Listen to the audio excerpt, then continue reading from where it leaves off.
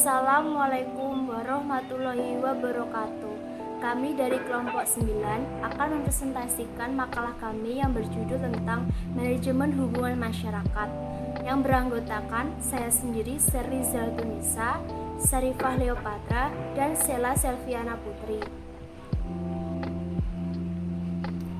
Oke, langsung saja kita akan membahas tentang pengertian masyarakat pendidikan.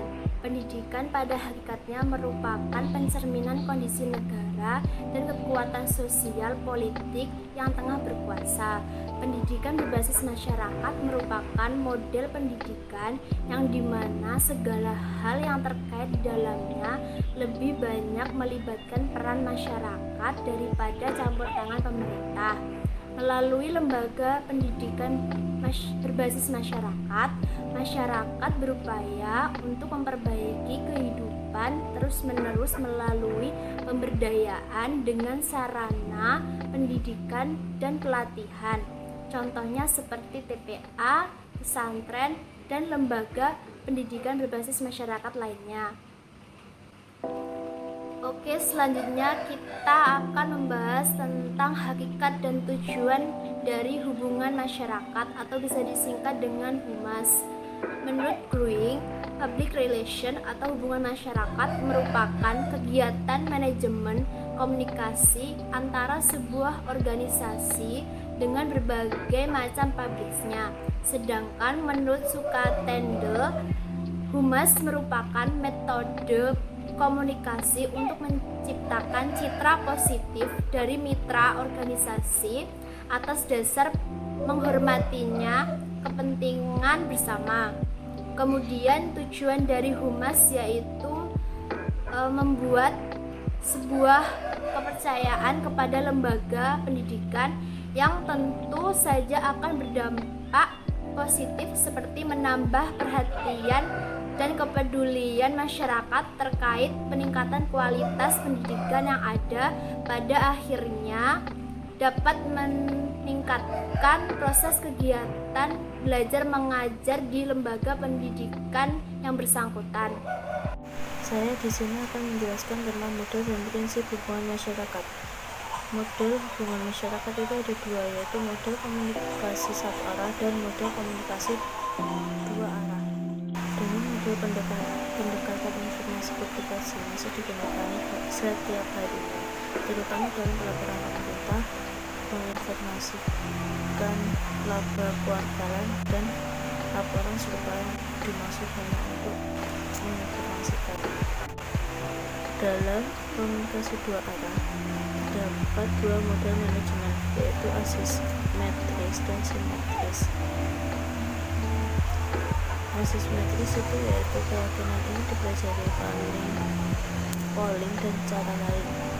Mereka dimasukkan ke dalam pesan PR, didistribusikan oleh organisasi. Disebut asimetris karena tidak seimbang mendukung komunikator.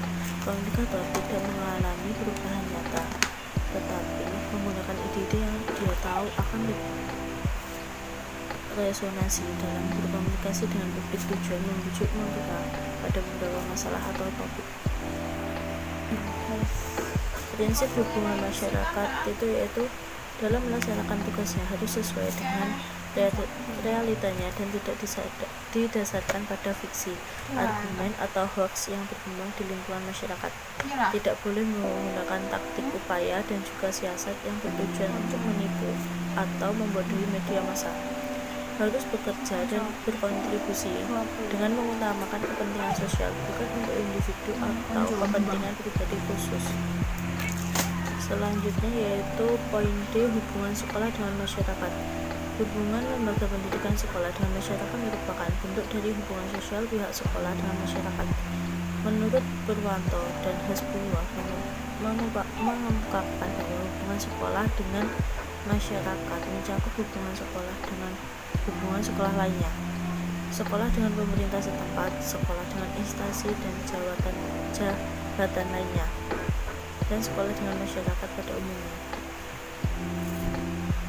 Tujuan pokok HUMAS terdapat lembaga pendidikan adalah untuk memungkinkan masyarakat atau orang tua dan warga wilayah berpartisipasi aktif dan penuh arti di dalam kegiatan lembaga pendidikan.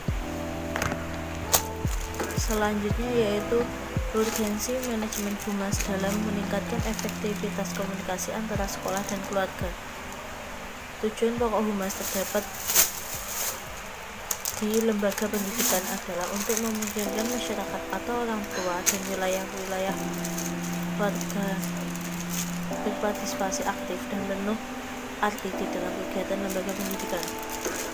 Hubungan ini mendorong orang tua terlibat ke dalam proses pendidikan suatu lembaga pendidikan melalui kerjasama dengan seluruh publik di dalam lembaga pendidikan. Dengan demikian, komunikasi dan keterlibatan meningkatkan karena orang tua secara dekat bersama dengan para tenaga pendidik untuk memonitor perkembangan para peserta didik ke arah tercapainya nilai-nilai pendidikan, sosial, kepribadian, karir dalam jangka panjang dan pendek. Materi selanjutnya yaitu teknik pelaksanaan manajemen humas. Tekniknya ada 4. Yang pertama teknik tertulis, yang kedua teknik lisan, yang ketiga teknik peragaan, dan yang keempat teknik elektronik. Kita akan bahas satu persatu dari 4 teknik tersebut. Teknik yang pertama teknik tertulis. Teknik tertulis dalam kegiatan manajemen humas lembaga pendidikan terjelantahkan dalam beberapa hal, yaitu buku pedoman permulaan tahun ajaran baru, pamflet, juga berita kegiatan peserta didik, yang keempat catatan berita gembira, dan yang kelima buku kecil tentang mekanisme membimbing anak. Kemudian teknik yang kedua yaitu teknik lisan.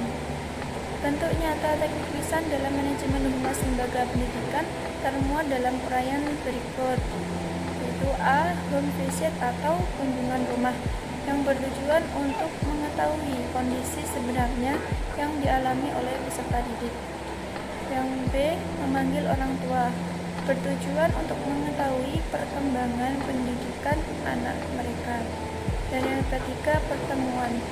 Yang dimaksud pertemuan ini yaitu hampir sama dengan memanggil orang tua, tetapi ini juga seluruh stakeholder lembaga pendidikan. Yang ketiga teknik peragaan. Teknik ini diaplikasikan oleh lembaga pendidikan dengan menyelenggarakan sebuah acara seperti pameran atau pentas seni yang dihadiri oleh stakeholder lembaga pendidikan tersebut. Yang keempat teknik elektronik. Bisa dilihat dari